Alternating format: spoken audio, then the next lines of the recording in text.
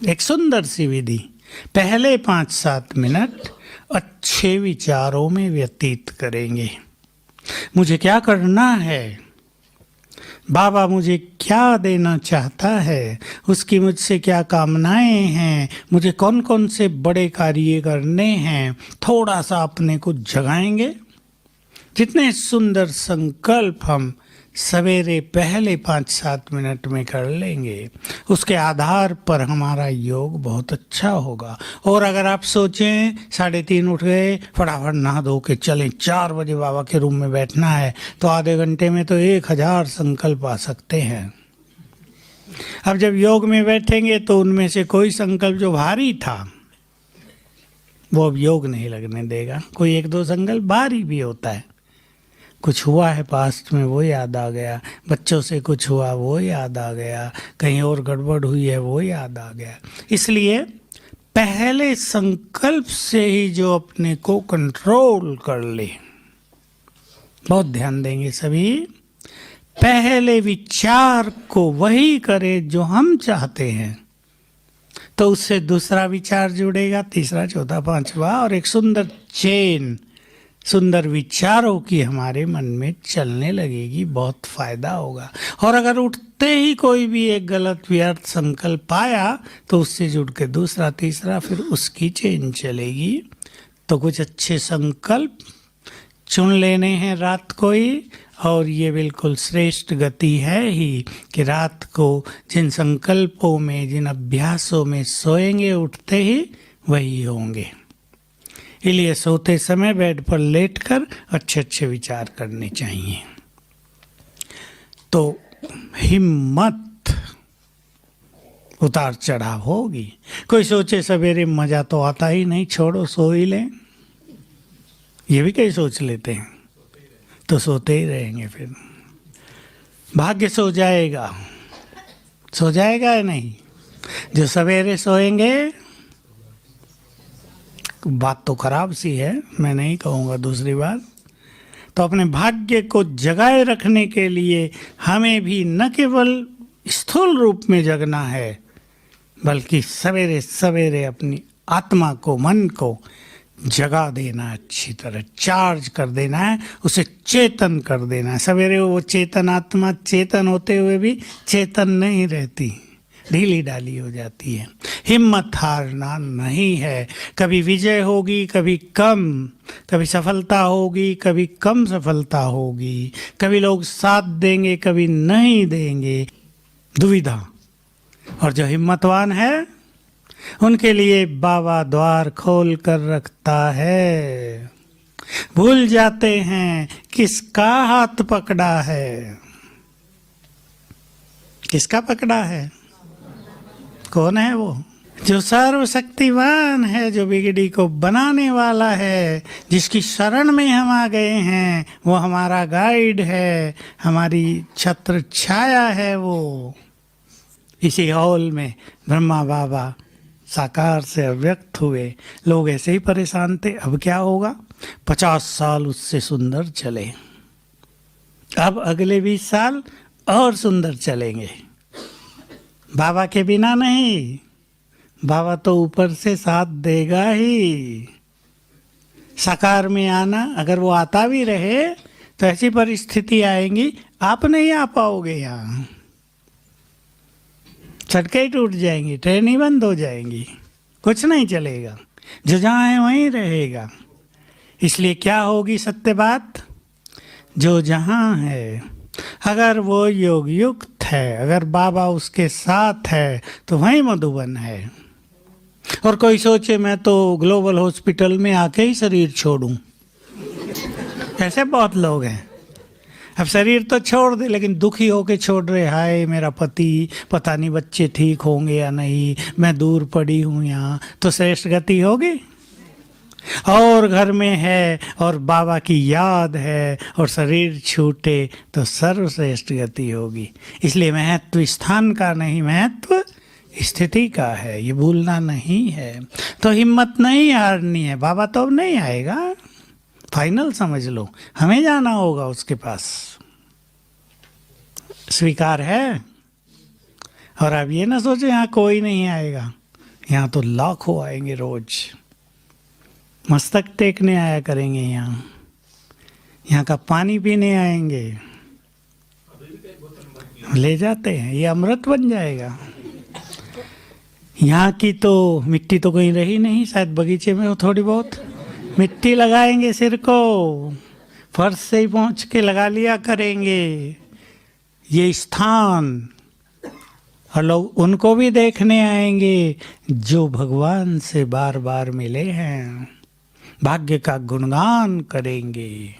तब नशा चढ़ेगा जिनको नशा नहीं चढ़ रहा है कि हम कितने भाग्यवान हैं, किसका साथ मिला, किसको देखा है। इसलिए अपने को बहुत अच्छी स्थिति में रखना है। दूसरी धारणा भी मैं ध्यान दिलाऊं, ये बात तो लंबी चल सकती है। आलस और अलबेलापन बहुतों में आता जा रहा है, लेकिन हमें इसको आने नहीं देना है। शास्त्रों से, भक्ति से ही आलस को छठा विकार माना जाता है। किसी का जीवन बहुत पवित्र हो गया हो, किसी ने धारणाएं बहुत अच्छी अपना ली हों, लेकिन आलस भी साथ चल रहा हो, तो क्या होगा? कुछ भी प्राप्ति नहीं हो पाएगी। तो आलस को छोड़ने के लिए क्या धारणा चाहिए? बोलो। उल्लास चाहिए, कुछ पाने की तमन्ना, कुछ करने की दृढ़ इच्छा। भगवान सब कुछ देने आया है, हम भी खाली नहीं जाएंगे। वो झोली भरने आया है, हम झोली तो क्या भंडार बन जाएंगे। क्या कहा था 18 जनवरी को बाबा ने? सुखों के भंडार नहीं, सुखों की खान दे दी है तुम्हें। तो अगर जीवन में कुछ पाने का उमंग रहेगा तो हमें सुस्ती नहीं आएगी, सवेरे भी ये उमंग उत्साह और बाबा का प्यार हमें उठा देगा। ये उमंग उत्साह हमें व्यर्थ से बचाएगा, मोह ममता भी छुड़ाएगा। तो हर एक आत्मा अपना अपना हिसाब लेकर आई है, अब सबको जाना है। ये स्मृति अभी से पक्की करते चले तो आने वाले समय में हम अपने को भी संभाल पाएंगे और हमें बहुतों को संभालना पड़ेगा। कुमार भी सुन रहे हैं? संभालना पड़ेगा। अपना सोचो हमारा किससे मोह नहीं, माँ का ही हमसे है। मोह सबके पास होता है।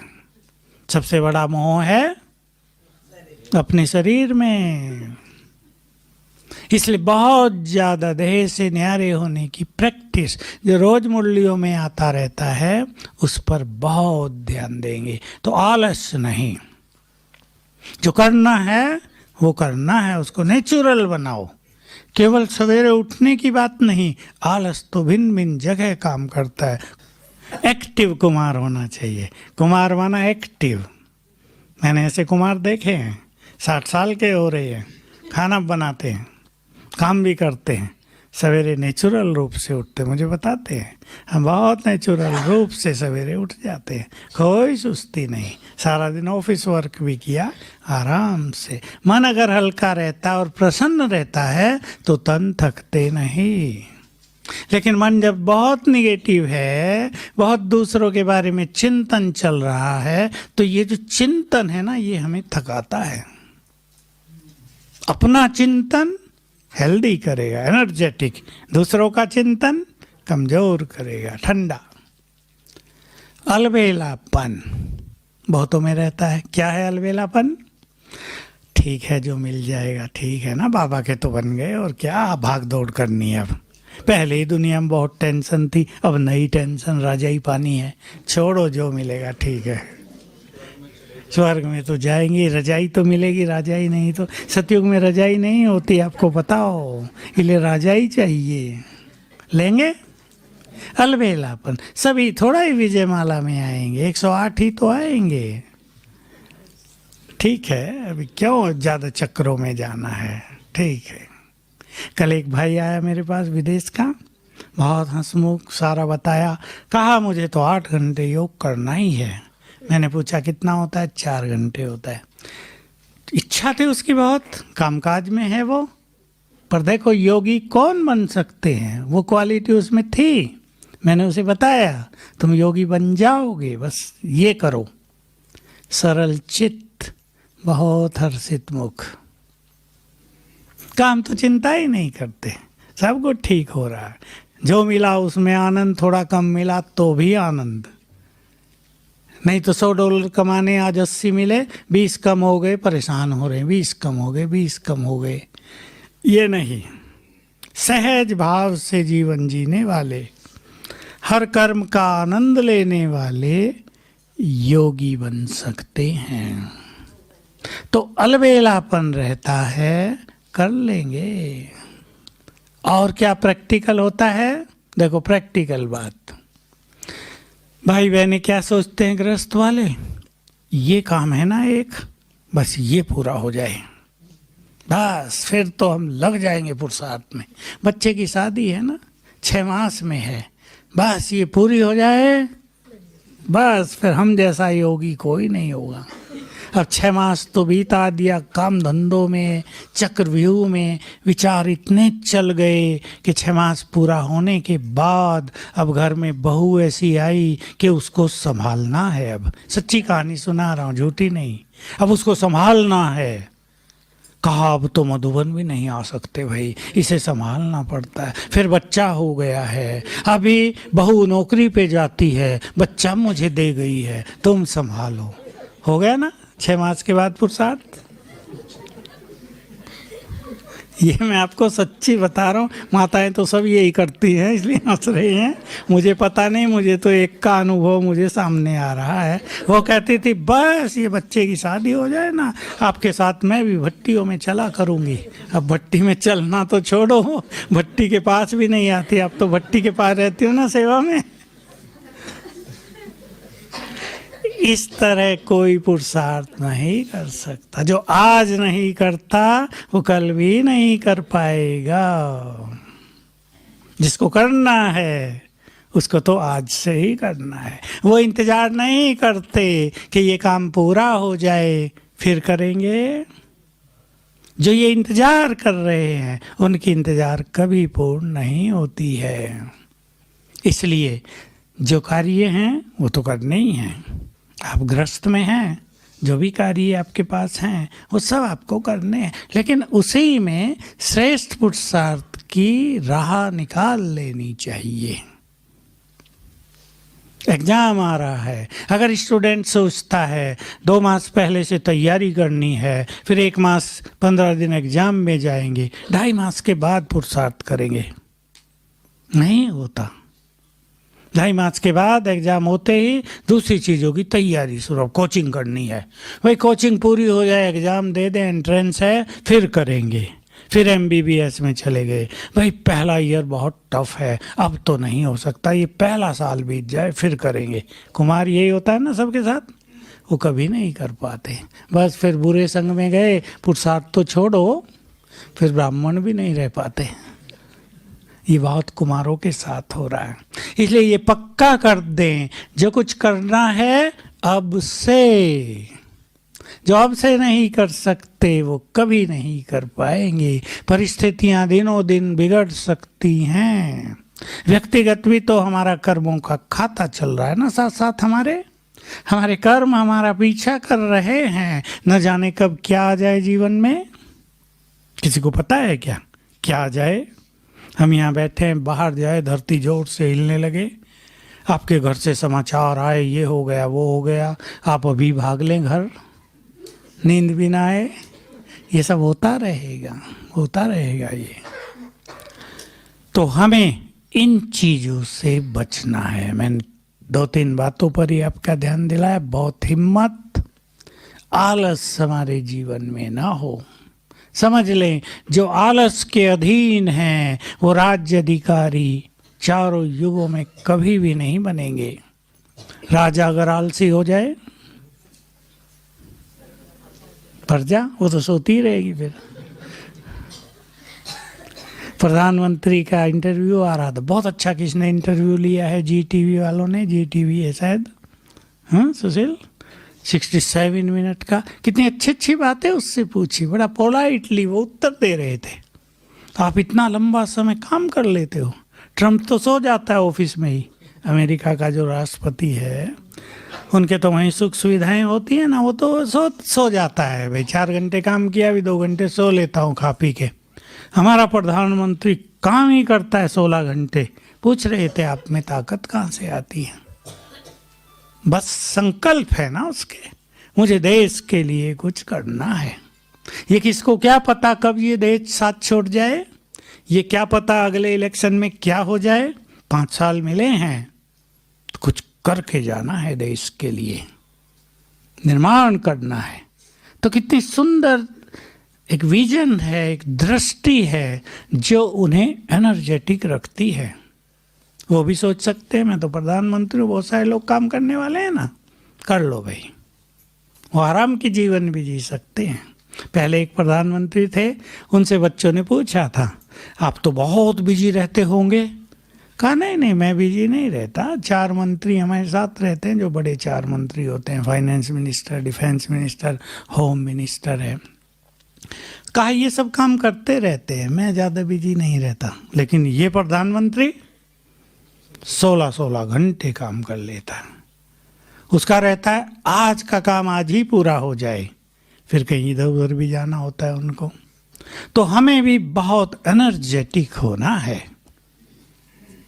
एनर्जेटिक समझती है ना माताएं भी, बहुत चुस्त दुरुस्त, ढीले ढाले नहीं। अगर कुछ पाना है तो ढिलाई से कुछ प्राप्त नहीं होता है, चुस्ती रखनी है, बहुत करना है। इसके लिए अब आगे की धारणाएं, व्यर्थ में रुचि नहीं। मैं फिर माताओं को एक बात कहना चाहूँगा, बुरा तो नहीं लगेगा। माताओं के पास अगर बहुत सारी बातें इकट्ठी हो जाएं तो ढूंढती हैं किसके सामने उनको खाली करूं, और खाली करके हल्की हो जाती हैं। होती हैं या नहीं? सत्य बात है ना, ये सत्य बात है। अब कोई बात सुन ली, वो भारी कर रही है, किसी को सुना दी तो मन हल्का हो गया, लेकिन फिर क्या होगा? दूसरी बात आ जाएगी, फिर वो सुनाएंगे, फिर तीसरी आ जाएगी, फिर वो सुनाएंगे। नुकसान होगा फायदा? जरूरत किस चीज की है? जो महानता है उस पर ध्यान दिलाता हूं, मातृ शक्ति को। महानता ये है कि जो कुछ सुना है उसको समा के समाप्त कर दो। आपके पास कोई आपकी रिलेटिव आ जाती है और वो सुनाती है बच्चे की शादी हुई है, बहू ऐसी ऐसी आई है, बहुत तंग करती है, ऐसी तेज तराक है, ये है वो है। अब आपको 1 घंटा बहुत कुछ सुना गई। अब आप सोचेंगे मैं किसी और को सुना दूं, हल्की तो हो जाऊं। आप सुना तो दिया, लेकिन आप हल्के नहीं हुए। अब रोज होगी ना वो बात। अब आप अगर स्वीकार कर लेती हैं, भाई ये कलयुग की आत्माएं हैं, आजकल पढ़े लिखे आ रहे हैं, उनको किसी में अभिमान रहता है, नम्रता नहीं रहती, रॉयल्टी नहीं रहती, सम्मान नहीं रहता, ठीक है इनके साथ ही आगे बढ़ेंगे, तो वो बात आप समा के 0 कर देंगे। आपको किसी को सुनानी नहीं पड़ेगी। ठीक बात है या नहीं? इसको बाबा कहते हैं समाना। समाना माना अंदर रख लेना, उथल पुथल होती रहे, इसको समाना नहीं कहते। कि हम किसी को सुनाए नहीं, उससे तो अच्छा सुना दो, लेकिन अच्छी स्थिति है कि उसको समा के खत्म कर दिया। ये खुशी नहीं, आत्मा को खाली करने वाली। आपने सुना के खाली किया ना, आत्मा भी खाली हो गई। आत्मा को यदि भरपूर करना है तो रूप बदलना सीखना होगा। बाबा बहुत अच्छा उदाहरण देते थे। देखो विज्ञान ने क्या कर दिया, फैक्ट्रियों में ऐसी वैसी चीजों को इकट्ठी करके सुंदर चीजें बना देते ना। कागज कैसे बनता है, ऐसी वैसी चीजें, घास फूस गोबर ये वो, उसका सुंदर कागज बनता है। तो बाबा कहते थे वेस्ट को बेस्ट बना दिया, यूजफुल बना दिया। जो वेस्ट चीजें हम सुनते हैं उनको यूजफुल कर दो। किसने आपको आकर ऐसी वैसी बातें सुनाई, अब आप उसे अच्छे वाइब्रेशंस देकर उसको भी अच्छा बना दें, ये होगा बहुत बड़ा कार्य। तो हम व्यर्थ से बचें। अभी आपको अनुभव होगा ही सबको। अगर आपने 1 घंटा किसी से बात की और सवेरे आप योग में बैठे हैं तो योग कैसा लगेगा? नहीं लगेगा, खालीपन होगा। हाँ, याद न भी आए ना, आपका ब्रेन ब्लैंक होगा, खाली, क्योंकि ये बड़ी सूक्ष्म गति है। जितना हम दूसरों से ऐसी वैसी बातें शेयर कर रहे हैं, हम अंदर से खाली हो रहे हैं। हम उनको समाना नहीं जानते, हम वेस्ट चीज को बेस्ट में बदलना नहीं जानते, तो हमारा चिंतन कमजोर होता ही जाएगा। नहीं तो बाबा कह देता ना, माताओं को युधिष्ठिर ने साफ श्राप दिया हुआ, भाई तुम कोई भी समा नहीं पाओगी, ठीक है बता दिया करो।